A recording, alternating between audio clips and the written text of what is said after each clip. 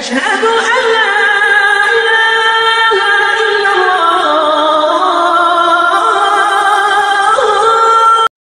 আসসালামু আলাইকুম ওয়া রাহমাতুল্লাহি ওয়া বারাকাতুহু। আমি ব্রাদার রাহুল হোসেন ইসলামী দাওয়া টিমের পক্ষ থেকে। এক ভাই প্রশ্ন করেছেন, তিনি সৌদি আরবের প্রবাসী। তিনি প্রশ্ন করেছেন, ইমামে আবু হানিফা তিনি কি কোনো সাহাবীর সঙ্গে সাক্ষাৎ করেছেন, অর্থাৎ তিনি কি তাবেঈ ছিলেন?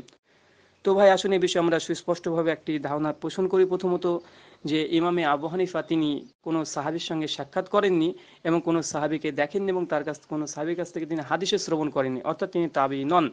এই বিষয়ে আমরা দালিলিক আলোচনা করব।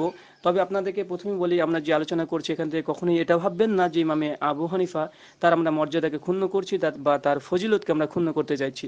এটা আমরা দালিলিক আলোচনা করব ওই ইতিহাস এবং মুহাদ্দিসদের দৃষ্টিকোণ থেকে, তিনি কি আসলে তাবেঈ ছিলেন, অর্থাৎ কোনো সাহাবীর সঙ্গে সাক্ষাৎ হয়েছেন। তো বিশেষ করে যারা ইমামে আবু হানিফা রাহমাহুল্লাহ যে তাবেঈ ছিলেন অর্থাৎ সাহাবীকে দেখেছেন, প্রথমত যে সাহাবীর কথা তারা উল্লেখ করেন তিনি হচ্ছে আনাস বিন মালিক। আনাস বিন মালিক রাদিয়াল্লাহু তাআলা আনহুর সঙ্গে সাক্ষাৎ করেছেন, এইরূপ তারা বলে থাকেন। তো এই বিষয়ে যখন ইমাম দারাকুতনি, যিনি সুনান দারাকুতনির মুসান্নিফ, যার মৃত্যু 385 হিজরিতে, তাকে প্রশ্ন করা হয়েছিল এ বিষয়ে, তখন তিনি বলেছেন যে আনাস বিন মালিককে ইমাম আবু হানিফা দেখেছেন, এই মর্মে কোনো সহি প্রমাণ নেই। এমনকি তিনি আরও বলেছেন যে ইমামে আবু হানিফা কোনো সাহাবীর সঙ্গে সাক্ষাৎ করেননি। এটা তারিখ আল বাগদাদ, ইমাম খতিব আল বাগদাদির একটি কিতাব, চতুর্থ খণ্ডের 208 পৃষ্ঠা, ক্রমিক নম্বর 1895, শামিলা সংস্করণ। তো এটা স্পষ্ট হয়ে গেল ইমাম দারাকুতনির কল দ্বারা যে ইমাম আবু হানিফা তিনি আনাস বিন মালিককে দেখেননি, তার সঙ্গে সঙ্গে তিনি কোনো সাহাবীর সঙ্গেই সাক্ষাৎ করেননি। দ্বিতীয়ত বিষয়, ইমাম খতিব আল বাগদাদি অন্য একটি রিওয়ায়াত বর্ণনা করতে গিয়ে তিনি এর সঙ্গে সহমত পোষণ করেছেন যে ইমাম আবু হানিফা কোনো সাহাবীর সঙ্গে সাক্ষাৎ করেননি বা দেখাও করেননি। তারিখ আল বাগদাদ চতুর্থ খণ্ডে 307 পৃষ্ঠা উক্তিটি নকল করা হয়েছে। এবার আসুন আমরা আরো একটি বিষয় আলোচনা করি, যে ইমাম আবু হানিফা তিনি কি সাহাবী ছিলেন, তিনি কি তাবেঈ ছিলেন, বা তিনি কোনো সাহাবীর সঙ্গে সাক্ষাৎ করেছেন, এই বিষয়ে কি বলা হয়েছে বা কি আছে ইতিহাসের পাতাতে। একটা বিখ্যাত একটি কল, যেটা ইমামে আবু হানিফার কল বলে উল্লেখিত আছে, যেটা সহিহ সনদে প্রমাণিত যে ইমামে আবু হানিফা এই কল বলেছেন বা এটা বলেছেন, এটা সুস্পষ্ট প্রমাণিত। কলটি হচ্ছে, তিনি বলছেন স্বয়ং ইমামে আবু হানিফা, যে আমি আতা বিন আবি রবাহ এর চাইতে উত্তম কোনো ব্যক্তিকে দেখিনি এবং জাবের আল জুফি এর চাইতে নিকৃষ্ট কাজ্জাব মিথ্যুককে আমি দেখিনি। তো এখানে আমাদের প্রশ্ন, তার আগে বলে দিই যে ইমাম আবু হানিফা স্বয়ং বলছে আমি আতা বিন আবি রবাহ এর চাইতে উত্তম কোনো ব্যক্তিকেই দেখিনি। এটা পেয়ে যাবে ইমাম আদির আল কামিল সপ্তম খণ্ডের 2473 ক্রমিক নম্বর, অন্য সংস্করণ অর্থাৎ নতুন সংস্করণ যেটা, সেটা অষ্টম খণ্ডের 237 পৃষ্ঠা, ইমাম তিরমিজির এলালুস সাগির 891 পৃষ্ঠা, মুসনাদে আলী বিন আল জাআদ, রেওয়াতে ইমাম বাঘাবি দ্বিতীয় খণ্ডের 777 পৃষ্ঠা, তারিখে বাগদাদ ইমাম খতিব বাগদাদির কিতাব 13 খণ্ডের 425 পৃষ্ঠা, কিতাবুল কিরাত লিল বাইহাকি 321 নম্বর হাদিসের আলোচনা দ্রষ্টব্য, এবং মিজানুল লিসালুন মিজান প্রথম খণ্ডে 380 পৃষ্ঠা, এবং উমদাতুল কারি সারে বুখারি পঞ্চম খণ্ডে 220 পৃষ্ঠা, এবং নাজবুর আয়া হাফেজ জাইলাই হানাফি তার কিতাব দ্বিতীয় খণ্ডের 49 পৃষ্ঠায় এই কথাগুলো নকল করা হয়েছে যে আতা বিন আবি রাবা চাইতে উত্তম কোনো ব্যক্তি এবং জাবের আল জুফির চাইতে নিকৃষ্ট কোনো ব্যক্তিকে, অর্থাৎ মিথ্যুক কোনো ব্যক্তিকে ইমামে আবু হানিফা তিনি দেখেননি।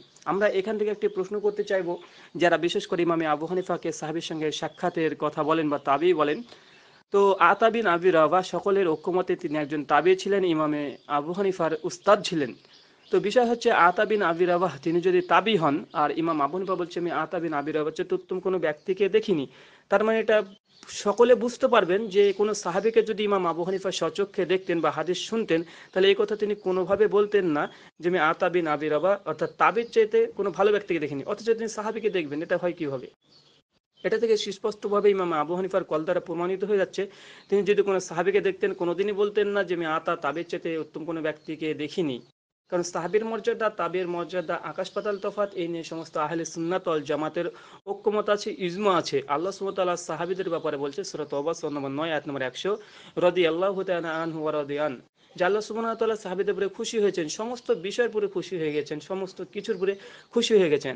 তাই ইমাম আবু হানিফা যদি এই কথা বলে, তাহলে সুস্পষ্টভাবে প্রমাণিত হয়ে যাচ্ছে তিনি সাহাবী ছিলেন, তাবেঈ ছিলেন না, কোনো সাহাবীর সঙ্গে সাক্ষাৎ করেননি বা তাদেরকে হাদিস শ্রবণ করেননি, আর যদি করতেন কোনোদিন এই কথা বলতেন না।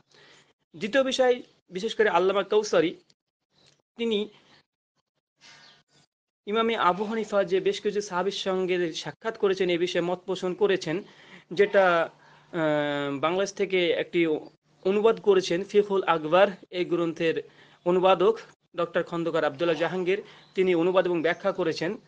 তো এই বিষয়ে তিনি বেশ কিছু উক্ত বিষয়গুলো নকল করেছেন আলমা কাউসারি থেকে, তার বইয়ের 22 নম্বর পৃষ্ঠা, ফিকুল আকবরে 22 নম্বর পৃষ্ঠা। তো এখানে আরো বেশ কিছু সাহাবীর সঙ্গে সাক্ষাৎ হয়েছে, এই মর্মে তারা প্রেস করেছেন, দলিল পেশ করেছেন। তো দ্বিতীয় যে সাহাবী তিনি হচ্ছে জাবের রাদিয়াল্লাহু তাআলা আনহু, যে তার সঙ্গে ইমাম আবু হানিফার সাক্ষাৎ হয়েছে।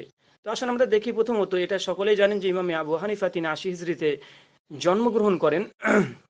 অপরদিকে জাবের রাদিয়াল্লাহু তাআলা আনহু তিনি 78 হিজরিতে মৃত্যুবরণ করেন। অর্থাৎ ইমাম আবু হানিফা রাহিমাহুমুল্লাহ তার জন্মের 2 বছর পূর্বে জাবের রাদিয়াল্লাহু তাআলা আনহু তিনি মৃত্যুবরণ করেন। তাই এটা কিভাবে সম্ভব যে মৃত্যুর 2 বছর আগে হয়ে গেছে, অথচ ইমাম আবু হানিফা তার সঙ্গে হাদিস নেবে বা শুনবে বা তার সঙ্গে সাক্ষাৎ করবে? এটা ভিত্তিহীন। এটা ফিকুল আকবর খন্দকার আবদুল্লাহ জাহাঙ্গীরের অনুবাদ, 22 নম্বর পৃষ্ঠা, এবং বাংলাদেশ থেকে ছাপিয়েছে একটি বই, বাংলাতে অনুবাদ, আসমা ও রিজাল, 17 পৃষ্ঠা, ইমদাদিয়া প্রকাশনী। তো এখান থেকে বোঝা যাচ্ছে যে ইমাম আবু হানিফা যখন জাবের রাদিয়াল্লাহু মৃত্যুবরণ করেছে, তার 2 বছর পরে জন্মগ্রহণ করেছে, কিভাবে সম্ভব? মানে বন্ধানারী সন্তান দেখেছে দাবি নয়, দাবি করছে যে বন্ধানারী, যে ব্যক্তি, যে মহিলা বন্ধা, তার সন্তান হবে কিভাবে? তো ইমামে আবু হানিফা জন্মগ্রহণ করেনি, অথচ সাহাবীকে দেখে ফেলেন, এটা হয় কিভাবে? আরো একজন সাহাবীর কথা তারা উল্লেখ করেছে, আব্দুল্লাহ বিন উনাইস, তিনি 54 হিজরিতে মৃত্যুবরণ করেন। অপরদিকে ইমামে আবু হানিফা তিনি তো 80 হিজরিতে জন্মগ্রহণ করেন, অর্থাৎ 26 বছর। এটা পেয়ে যান ফিকুল আকবর 22 পৃষ্ঠা এবং আসমা রিজাল 79 পৃষ্ঠা, বঙ্গানুবাদ বাংলাদেশ থেকে ছাপিয়েছে। তো এখানে 26 বছর পূর্বে ইমামে আবু হানিফার জন্মের 26 বছর পূর্বে এই সাহাবী মারা গিয়েছে। তো এটা দেখার দাবিটাও বন্ধনারী সন্তান দেখেছে দাবির মতো, এটা ভিত্তিহীন, একদম মিথ্যা। তৃতীয় আরেকজন সাহাবীর কথা তারা উল্লেখ করে থাকে, সাহেল বিন সাদ, তিনি 88 হিজরিতে মৃত্যুবরণ করে। অপরদিকে ইমামে আবু হানিফা তিনি জন্মগ্রহণ করেন 80 হিজরিতে। অর্থাৎ যখন আবু হানিফা রাহমাহুল্লাহ, যখন সাহাবী সাহাল যখন তিনি মৃত্যুবরণ করেন, তখন আবু হানিফা রাহমাহুল্লাহ তার বয়স ছিল মাত্র 8 বছর। আর এটা ইতিহাস দ্বারা প্রমাণিত নয় যে সাহাল কখনো তিনি, মানে ইমাম আবু হানিফা তিনি এই 80 হিজরির পরে, অর্থাৎ বাচ্চা বয়সে তিনি মদিনায় গিয়েছে, এমনটি প্রমাণিত নয়। আবার এটাও প্রমাণিত নয় যে সাহাবী সাহাল তিনি কখনো কুফাতে এসেছিলেন 80 হিজরির পরে। তার মানে এটা ভিত্তিহীন। আর যদি তিনি যেও থাকেন, তাহলে 8 বছর কি বা হাদিস শুনবে, কি বা হাদিস নিবে? এটা ভিত্তিহীন প্রমাণিত হয়ে যায়। আরও একজন সাহাবীর কথা তারা উল্লেখ করেছে, তারিক বিন সিহাব, তিনি মৃত্যুবরণ করেন 83 হিজরিতে। অপরদিকে ইমাম আজম আবু হানিফা তিনি জন্মগ্রহণ করেন 80 হিজরিতে। অর্থাৎ যখন ইমামে আজম আবু হানিফার বয়স মাত্র 3 বছর, সেই সময় সাহাবী মৃত্যুবরণ করেন। 3 বছর একজন সাহাবীর কাছ থেকে কিভাবে হাদিস নেবে, কিভাবে শুনবে? এটা তো বোধগম্য নয়। আরেকজন সাহাবীর কথা বলা হয়, সাথে এটা সাহাবী না, এটা তাবেই হবে, কিন্তু তারা সাহাবী নামে চালিয়ে দিচ্ছেন, আয়েশা বিনতে উজরুদের কথা বলছেন। কিন্তু ইনি সাহাবী ছিলেন না, ইনি তাবী ছিলেন। উসদুল গাবা 5ম খণ্ডে 550 পৃষ্ঠা। তো ইনি সাহাবী নাম, তাবির সঙ্গে দেখা আছে, এটা নিয়ে তো কোনো ইখতিলাফ নেই যে ইমাম আবু হানিফা তিনি তাবী ছিলেন, তাবির সঙ্গে সাক্ষাৎ হতেই পারে। আর একদিন সাহাবীর কথা বলা হয়, যিনি আবুল ইবনুল হারিস, তিনি 87 হিজরিতে মৃত্যুবরণ করেন। অপরদিকে ইমাম আবু হানিফা জন্মগ্রহণ করেন 80 হিজরিতে, মানে মাত্র 7 বছর বয়স ইমাম আবু হানিফা। কিন্তু এই আবদুল্লাহ হারিস তার ছাত্রদের মধ্যে ইমাম আবু হানিফার কোনো কথা নকল করেননি বা বলেননি যে তিনি তার ছাত্র ছিলেন। এ থেকে প্রমাণিত হয় যে তার সঙ্গে কোনো হাদিস নেননি বা শ্রবণ করেননি বা তার ছাত্র ছিলেন না। অপরদিকে ইমাম জাহাবি স্পষ্ট হয়ে বলেছেন যে তার সঙ্গে সাক্ষাৎ হয়নি বা দেখা হয়নি, শিয়ার আলামিন আন-নুবালা 5ম খণ্ডে 382 পৃষ্ঠা, শামিলা সংস্করণ। তো এখান থেকে আমরা 7জন বিশেষ করে সাহাবীদের নাম বললাম। বিশেষ করে আপনারা যারা এ বিষয়ে একটু জানেন তারা বুঝতে পারবেন, এবং সাধারণ মানুষের বুঝতে পারবে এখানে যে ইমাম আবু হানিফার সঙ্গে যেসব সাহাবীদের দেখা বা সাক্ষাতের কথা উল্লেখ করছেন, সেগুলো আসলে তাদের জন্ম মৃত্যু সাল দিয়ে যদি আমরা গণনা করতে চাই, তাহলে ইমাম আবু হানিফা সেই সময় তার বয়স কখনো 3 বছর, কখনো 8 বছর। তো এইভাবে কিভাবে দেখবে? আর কিছু কিছু সাহাবী তো ইমামে আবু হানিফা মৃত্যুর জন্মের পূর্বে মৃত্যু মারা গিয়েছে। তাই এইসব দাবি করা সবগুলোই, প্রথমত বলেছি যে বন্ধনারী সন্তান দেখেছে দাবির নয় দাবি। তাই ইতিহাস থেকে এবং মুহাদ্দিসগণের দৃষ্টিকোণ থেকে এটা সুস্পষ্টভাবে প্রমাণিত হলো যে ইমামে আবু হানিফা রাহমাহুল্লাহ তিনি তাবেঈ ছিলেন না, অথবা কোনো সাহাবীর সঙ্গে সাক্ষাৎ করেছেন, এই মর্মে কোনো সহিহ রিওয়ায়াত নেই। কিছু কিছু রিওয়ায়াত আছে যেখানে একজন রাবি আছে আহমেদ বিন সালাত, এর জন্য জয়ীব। আর আহমেদ বিন সালাত সম্পর্কে সমস্ত মুহাদ্দিসগণের ইজমা আছে যে তিনি একজন কাজ্জাব ছিলেন, তার কাছ থেকে কোনো হাদিস গ্রহণ করা যাবে না, এমনকি লেখাও যাবে না। তাই এখান থেকে আমরা সুস্পষ্ট হয়ে প্রমাণিত হয়ে গেল যে ইমাম আবু হানিফা তিনি তাবেঈ ছিলেন না, অথবা কোনো সাহাবীর সঙ্গে দেখেননি। আর স্বয়ং এটা ইমাম আবু হানিফা রাহমাহুল্লাহর তার কল দ্বারা প্রমাণিত যে আতাবি নাবির আওয়াজ চাইতে উত্তম কোনো ব্যক্তিকে দেখিনি। তো সাহাবীর যদি কে দেখবেন, তাহলে তাবির এত বড় মর্যাদা কখনোই তিনি বলতেন না। একটা উদাহরণ দিয়ে আপনাকে শেষ করতে চাই। ধরুন আমরা যদি ইমামে আবু হানিফা রাহমাহুল্লাহ যুগে চলে যাই, সেই সময়তে যদি আমি আবু ইউসুফকে দেখেছি, অর্থাৎ তার ছাত্রকে, আর ইমাম আবু হানিফা ইসলামের হাদিস শুনেছি প্লাস দেখেছি, তা আমি যদি বলি যে আমি আবু ইউসুফের মতো উত্তম কোনো ব্যক্তিকে দেখিনি, এটা কিভাবে সম্ভব যে আমি আবু হানিফাকে দেখবো, অর্থাৎ তারপরে আবু ইউসুফের মর্যাদা এত বর্ণনা করব। আর তারপরে তো এখানে আরো একটি বিষয়, যে সাহাবিদের তুলনার সঙ্গে তাবিদের তুলনাই করা চলে না, কারণ সাহাবিরা সব বিষয়ের উপরে তারা আল্লাহ সুবহানাহু ওয়া তাআলা তাদের উপরে খুশি রাজি হয়ে গেছেন। এই বিষয়টি থেকে সুস্পষ্ট হয়ে প্রমাণিত ইমামে আবু হানিফার কল দ্বারা, যে তিনি সাহাবী অ্যাকচুয়াল ছিলেন না, তিনি কোনো সাহাবীকে দেখেননি, কোনো তার কাছ থেকে কথা শুনেননি। আশা করি বিষয়টি সুস্পষ্ট হয়েছে। আসসালামু আলাইকুম ওয়া রাহমাতুল্লাহি ওয়া বারাকাতুহু।